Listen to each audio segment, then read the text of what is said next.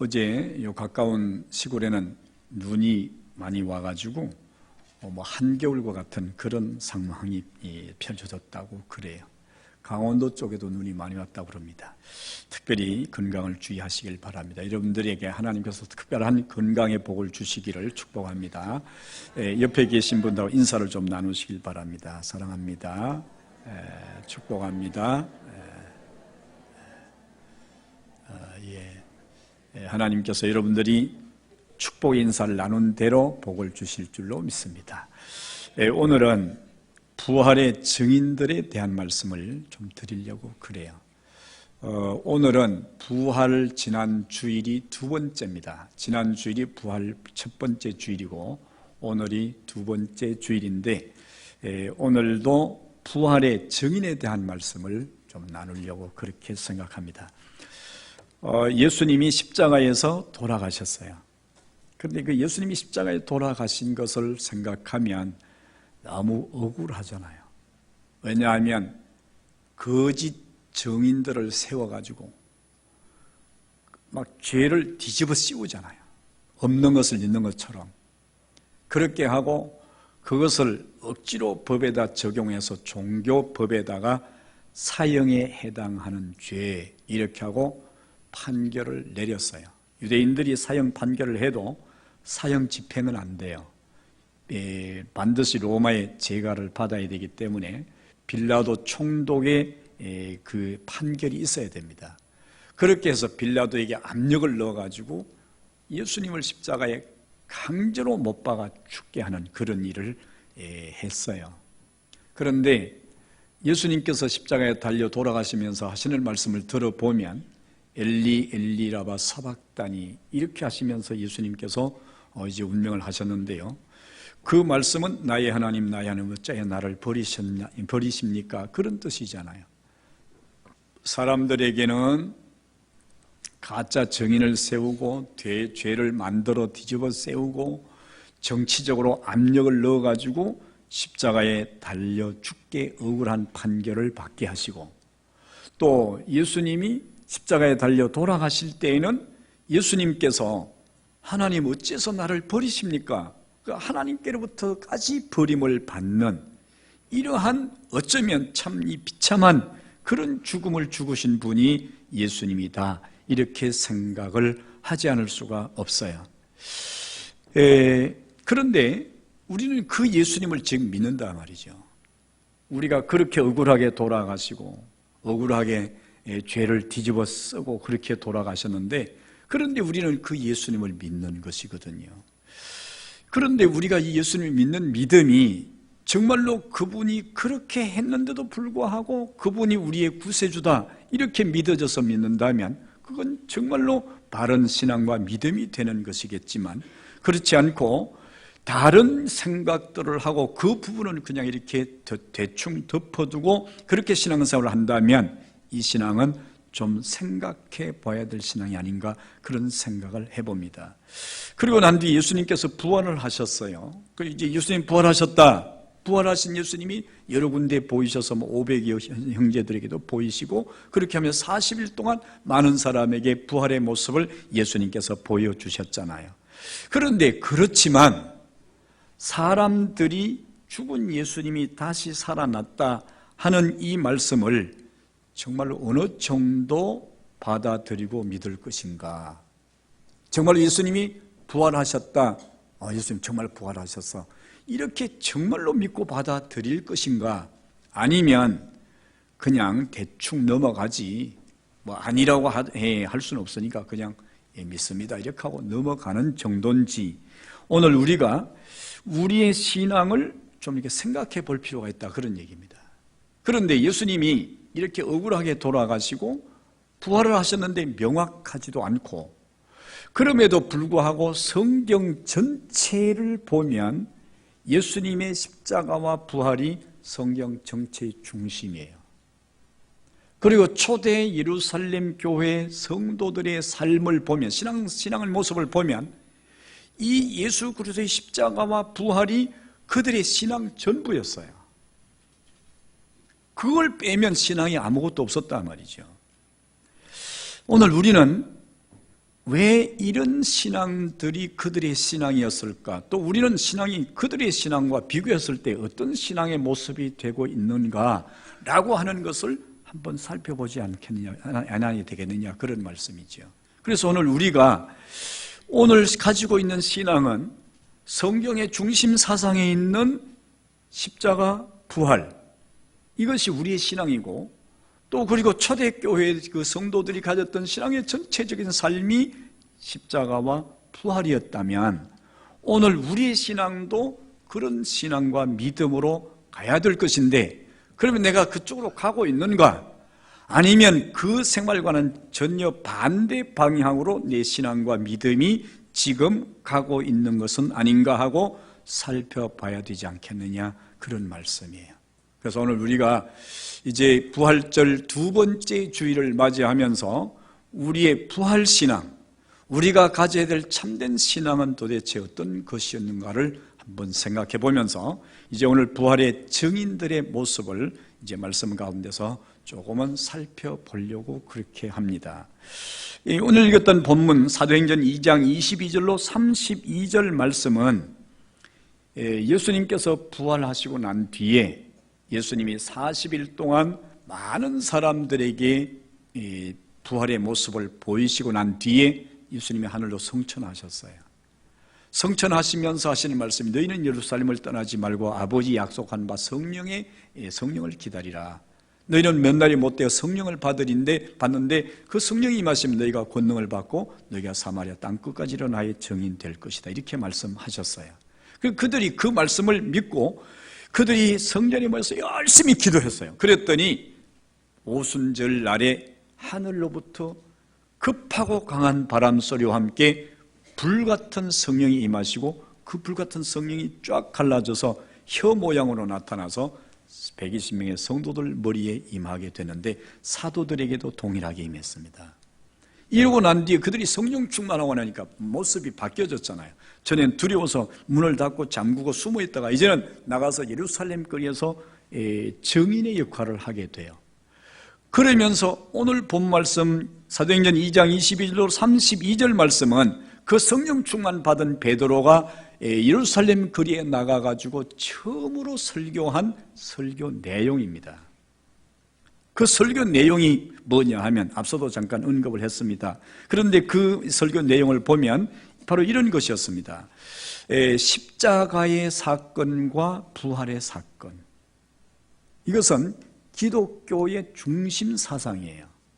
그런데 이 사도 베드로가 이 이야기를 할 수 있는 입장이 잘 안 됐어요. 왜냐하면 그 당시 예수님께서 부활하시고 난 뒤에 40일 동안 계셨으니까 이제 40일, 부활의 열흘 지나서 오순절 역사가 일어났으니까 50일, 이제 한 달에서 두 달 남짓하게 된 그런 상황이에요. 그런데 아직까지 예루살렘의 분위기는 예수 그리스도를 십자가에 못 박아 달아 죽였던 그 분위기가 그대로 예루살렘 분위기였어요. 그래서 사람들은, 제자들도 그랬지만 예수 믿는 사람들이 바깥에 나가서 뭐 이렇게 자신 있게 그렇게 다니기가 조금은 부담스러운 그런 상태였죠. 그런 상황에서 베드로가 나가서 복음을 전하기 위해서 설교를 했는데 그 설교 내용이 뭐냐 하면 23절에 너희가 법 없는 자들의 손을 빌려 못 박아 죽였으나, 이것을 다른 성경으로 좀 요새 쉬운 성경을 읽어보니까 예수를 여러분은 악인들의 손을 빌어 십자가에 못 박아 죽였다, 이렇게 얘기했어요. 지금 사회적 분위기가 좀 흉흉합니다. 누가 예수 믿는 사람 누구야? 지금 예수 따르는 사람 누가 있어? 그거 다 죽여야 돼. 이런 분위기가 아직도 남아있는 그러한 때에 예수님의 부활에 대한, 예수님의 복음을 증언하는 베드로의 증언은 예수를 십자가에 죽게 했는데 그 죽게 한 장본인들이 바로 당신들입니다, 이렇게 얘기한 거예요. 그래서 오늘 성경에 보니까 그러한 사람들이 바로 유대인들이고 서기관들이고 그들이 제사장들이었다는 거죠. 그러면 이런 얘기가 그 상황에서, 그런 분위기에서 쉬웠겠느냐, 그런 말입니다. 그러나 그들은 성령 충만을 받은 이후에 조금도 두려워하지 아니하고 나가서 이 말씀을 모든 사람이 듣는 예루살렘 성거리에서 외치게 됐죠. 그랬더니 사람들이 가슴을 치면서 통회했어요. 저놈 저거 누구야? 저거 예수 제자 아니야? 저놈 죽여! 그래야 될 분위기였어요. 그런데 이런 역사가 일어났던 거죠. 자, 여기서 우리는 예수 그리스도를 십자가에 달아 죽게 했던 사람들이 바리새인이고 서기관이고 제사장들이었어요. 그럼 그 사람들은 어떤 사람이냐 이 말이에요. 그 사람들은 하나님이 특히 특별하게 선택된 선민들이잖아요. 하나님이 열방 중에서 유대인들을 선택했어요. 하나님 백성 됐어요. 그리고 그들은 하나님을 믿는데 정말로 뜨겁게 믿었던 사람들이에요. 바리새인들은 자타가 다 공인할 정도로 그들을 능가할 신앙인이 없다 할 정도로 열심히 신앙생활을 했던 사람들이에요. 서기관요, 성경 가르치는 자들, 성경학자들이에요. 제사장들요, 종교 지도자들이에요. 그런데 그 사람들이 죽였단 말이에요. 당신들이 죽인 그 예수 그리스도가 바로 메시아였다, 하나님의 아들이었다, 그런 말씀이잖아요. 그런데 왜 그들이 그렇게 했을까요? 이방인들도 아니고 예수를 미워하는 원수들도 아니에요. 그런데 그들이 예수님을 죽였단 말이에요. 이게 너무 좀 아이러니하지 않습니까? 그런데 그렇게 한 이유는 그들이 알지 못했기 때문이다. 예수 그리스도의 메시아는 비밀에 쌓여 있었던 것이었다는 거지요. 우리가 아는 것과 모르는 것의 차이는 엄청난 결과를 가져오는 것을 본문을 통해서 알 수가 있어요. 호세아서에서 보게 되면 이 백성이 지식이 없어 망하는도다 그랬어요. 우리는 하나님의 말씀을 밝히 알아야 되는데 밝히 모르면, 하나님의 뜻을 밝히 알아야 되는데 밝히 모르면 우리가 큰 잘못을 저지를 가능성이 항상 있다는 거죠. 로마서 12장에서 1절 2절에 보면 하나님의 선하시고 기뻐하시고 온전하신 뜻이 무엇인지 분별하도록 하라, 이렇게 말씀해요. 우리의 신앙에서는 우리가 그냥 이렇게 막무가내로 혹은 맹목적으로 그렇게 믿는 이 믿음이 아니라는 말씀이죠. 그런 믿음 가지게 되면 그 믿음이 우리를 믿음의 길로 인도하는 믿음이 될 수가 없다는 거예요. 그래서 예수 그리스도를 하나님이 보내신 그의 아들입니다. 요한복음 1장에서 그가 자기 백성의 자기 땅에 오매 그 백성이 그를 영접하지 아니했더라. 왜 그랬어요? 모르니까. 알면서 안 할 리가 있겠습니까? 예수님께서 베들레헴에 태어났어요. 태어났는데 아무도 그를 자기 방에 영접하지 않았어요. 그가 사관에 있을 곳이 없었음이라. 왜 없었어요? 빈 방이 없어서요. 빈 방이 없어서 그 마구간에 났을까요? 아니에요. 그가 하나님의 아들 예수인 줄 몰랐기 때문에 그래요. 그가 만약에 하나님의 아들 예수 그리스도를 알았다면 먼저 방을 잡은 사람들이 방을 내어줄 수도 있었을 것이고 자기 방에 잠자고 있는 주인들이 자기 방을 내어줄 수도 있었을 것이라는 거죠. 근데 전혀 몰랐어요. 그래서 예수님은 마구간에서 태어나셔야만 했던 거죠. 우리가 아는 것과 모르는 것의 차이는 엄청난 차이가 있다 하는 것을 알 수가 있어요. 그래서 그들이 왜 예수님을 십자가, 너희들이 죽인 그 예수가 하나님의 아들이 우리의 메시아다, 베드로가 막 담대하게 얘기했어요. 여러분, 이랬을 때 사람들이 저놈 저 나쁜 놈 저거 죽이겠나 이런 얘기를 할 수 있는데 그들이 그 말을 듣고 회개 역사가 일어난 거죠. 왜? 사실이니까.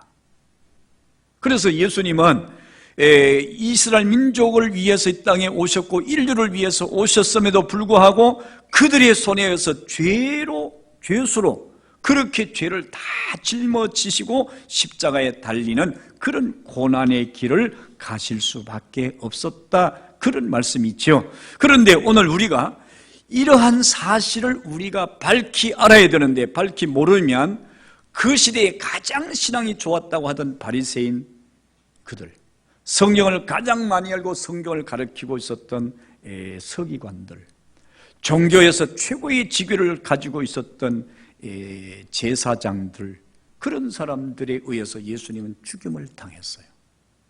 그렇다면 이것은 우리에게 무엇을 시사해 주겠습니까? 오늘날 우리의 신앙과 믿음이 그들과 같이 열정은 있는데, 열심은 있는데, 말씀을 많이는 알았는데 하나님의 선하시고 기뻐하시고 온전한 뜻을 분별하지 못하는 입장이 될 수 있다면, 그런 상황이 된다면 우리 역시 그들과 다를 바가 뭐겠느냐 하는 말씀이죠. 오늘 우리가 그를 믿고 그를 섬깁니다. 그를 위해서 우리가 신앙생활을 합니다. 영광을 돌립니다. 그런데 그것이 아니고 그의 몸을 허는 일이나 그의 몸을 찢는 일을 우리는 서슴없이 할 수 있다는 거지요. 그래서 오늘날 교회가 분리됩니다. 교회가 깨어집니다. 교회가 몸살을 앓습니다. 어디서 이런 문제가 옵니까? 왜 이런 문제가 옵니까? 그렇게 오는 문제의 원인은 우리가 교회가 그리스도의 몸이라는 사실을 알지 못하기 때문이에요. 그래서 이런 일들이 우리 생활 속에, 우리의 신앙과 믿음 속에서 왕왕 일어나고 있다는 그런 말씀이지요.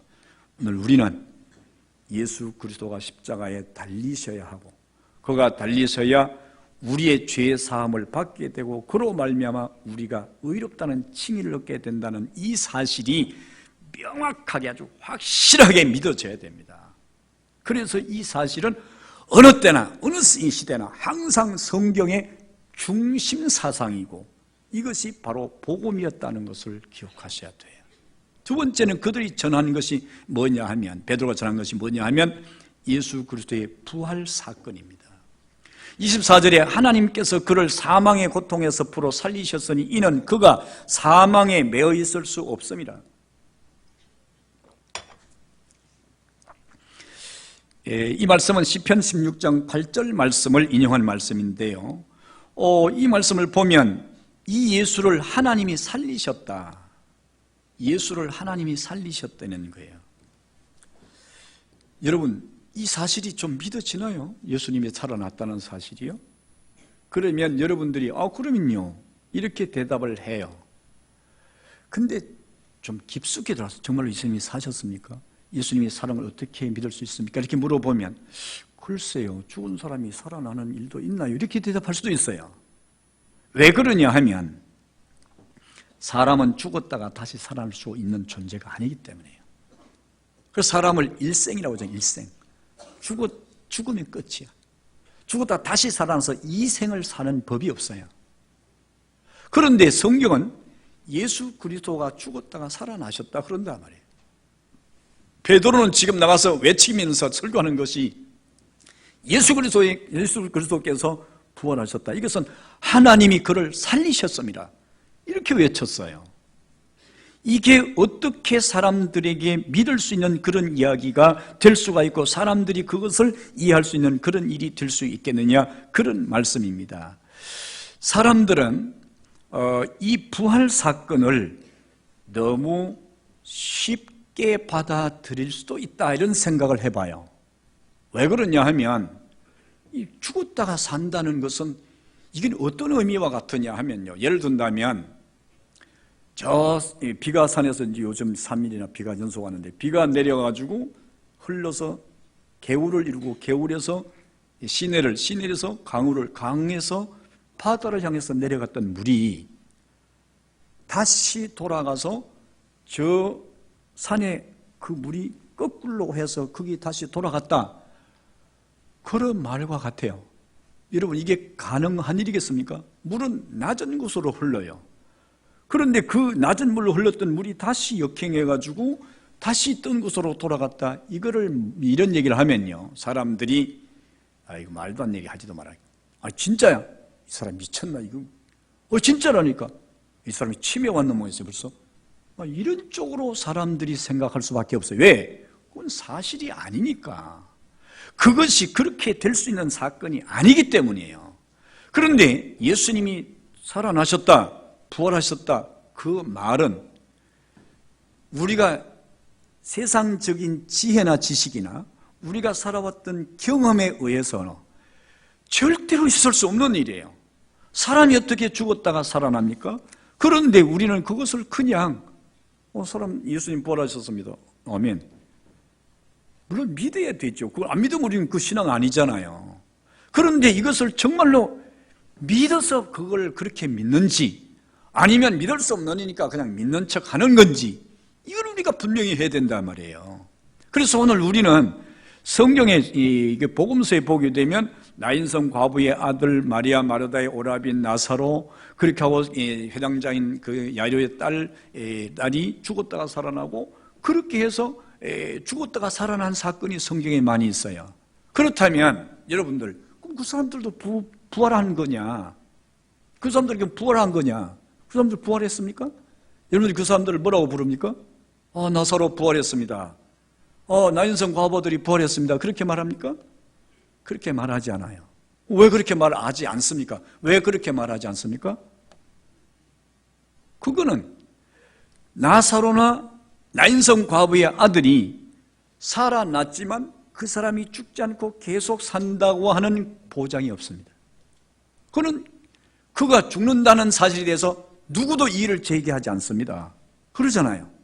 그가 죽었어요. 그 살아났어요. 그런데 또 죽을 거를 안단 말이에요. 사람들이 다. 그렇기 때문에 그를 부활했다 이렇게 말하지 않습니다. 부활이라고 하는 것은 죽었다가 조금 다시 깨어나는 그런 정도가 부활이 아니고 이 부활 사건은 인류에 있어서 하나님이 천지를 창조하시는 사건과 맞물릴 정도로 버금가는 사건으로 이렇게 볼 수 있는 거예요. 그래서 이것은 아담 이후로 죄와 사망에 묶인 인류의 운명을 완전히 새롭게 만들고 그것을 끝내고 십자가상에서 예수 그리스도께서 죽으셨다가 무덤에 들어갔어요. 사망 권세 안에 들어갔어요. 그러고 난 뒤에 그 사망 권세로 그 죽은 생명 끝이 나버렸어요. 그리고 새로운 생명, 새 생명이 다시 태어난 거랑 마찬가지예요. 부활이라는 것은 그런 것입니다. 그렇기 때문에 이 부활 사건이 얼마나 놀라운 사건인지 몰라요. 그래서 예수님은 니고데모에게 말씀하셨어요. 너는 물과 성령으로 거듭나야 된다. 거듭이 뭐예요? 다시 나야 된다. 2번 나야 된다. 중생해야 된다. 그 말이잖아요. 새 생명으로 나야 된다는 거예요. 그렇기 때문에 이 부활이라고 하는 것이 얼마나 중요한 사건이고 얼마나 위대한 사건인지 하는 것을 오늘 우리가 생각해보고 믿어야 된다는 거죠. 그런데 우리가 그것을 그냥 생각 없이 나는 그거 그냥 믿어 이렇게 생각한단 말이죠. 우리는 도대체 이 새로운 생명이 우리가 뭘까? 복잡해요. 생각하면 머리 아파요. 그만 대충 넘어가지. 그리고 그럼 우리가 뭘 믿느냐 말이죠. 우리 예수님 앞에 나와서 가지는 신앙이 뭐냐 이 말이죠. 그럼 우리가 그게 그러는 거죠. 우리가 머리에 나와서 우리의 소원이 이루어지고 우리가 행복해지고 그리고 우리 가족이 건강하고 그렇게 하고 자식들이 잘 성장해서 사람들에게 성공했다 하는 이야기 듣는 거. 물론 그것도 가능해요. 예수 믿으면. 그러나 그것은 우리의 목적이 아닙니다. 우리의 부수적인 것들이에요. 그런데 우리는 그렇게 생각을 합니다. 그리고 그것을 우리는 복음이라고 생각하고 그것을 우리의 믿음의 목적이라고 생각한단 말이죠. 이것은 전혀 아니라는 겁니다. 오늘 우리는 예수를 믿는 것이 예수 그리스도의 십자가와 그로 말미암아 죽었다가 다시 살아난 부활인데 이것이 복음인데 이것이 믿음인데 우리는 그것에 대해서 깊이 생각해보고 그것에 대해서 우리가 마음속으로 굉장히 그것을 놓고 번민해보고 그러면서 도대체 이것이 무엇일까? 그렇게 하면서 그것이 성령의 가르침을 통해서 맞구나 그것이구나 하는 것을 우리가 깨닫지 않고 그냥 믿는다고 하면 십자가 사건을 우린 신앙의 근본으로 받아들일 수 없어요. 그게 고난이고 죽음이기 때문에. 그리고 부활 사건 받아들일 수 없어요. 그건 과학적일 수가 없기 때문이에요. 그러면 우리의 신앙은 뭐예요? 형식이 아니면 외식이에요. 외식이나 형식이랑 같은 말이지만 그걸 껍데기 신앙이라는 거죠. 이런 신앙은 우리가 주님 오실 그날에 주님 앞에 인정받을 수 있는 신앙이 아니라는 겁니다. 우리는 만약 이런 신앙이라면 굳이 기독교를 택할 이유가 없어요. 우리가 살아가면서 적당한 인격이 우리에게 되어져서 사람들이 저 사람 참 사람이 괜찮네, 좋네. 그리고 그 사람이 사회적으로 자격을 적당하게 가졌어요. 실력을 구비했어요. 배경도 괜찮아요. 그러면 그 사람은 종교에 관계없이 사회에서 많은 사람들이 기대하는 행복이라는 것을 찾을 수 있어요. 그런데 굳이 기독교를 선택할 이유가 뭐 있어요? 우리는 이러한 것들을 생각하면서 또 다른 한 면을 생각할 수가 있어요. 그런데 우리가 그럼 그렇게 쟁취한 우리 행복이 우리를 계속해서 행복하게 할 수 있었던가라는 것이죠. 그건 아니라는 걸 여러분들도 다 알아요. 그러면 우리가 기독교를 선택하고 예수를 믿는 그 믿음의 목적들이 세상 사람들이 찾고 있는 그런 행복의 기준을 두고 그렇게 믿는 것과 같이 생각하면서도 또 그건 아니다. 이러면 이게 갈팡질팡이 되는 거잖아요. 그래서 오늘